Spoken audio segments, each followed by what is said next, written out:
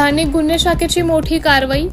मोहगव्हांसह विविध ठिकाणी अवैध दारू व जुगार अड्ड्यांवर छापे। लाखो रुपयांचा मुद्देमाल जप्त।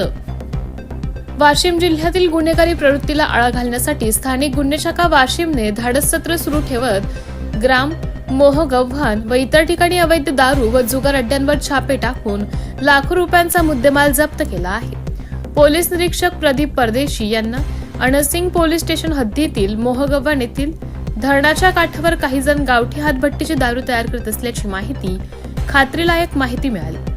त्यानुसार 11 मार्च रोजी पहाटे स्थानिक गुन्हे शाखेचे पोलीस पथक मोहगव्हाण येथे रवाना करण्यात आले।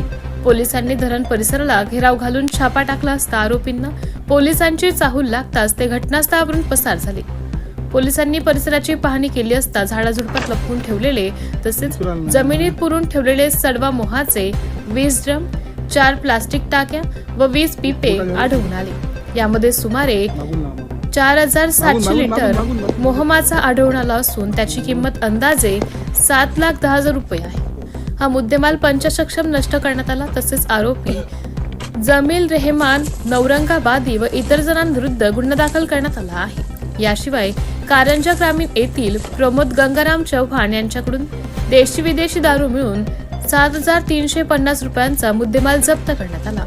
वाशिम शहर व कारंजा शहर पोलीस ठाणे हद्दीत जुगारावर छापे टाकून 10,820 रुपयांचा मुद्देमाल हस्तगत करण्यात आला आहे।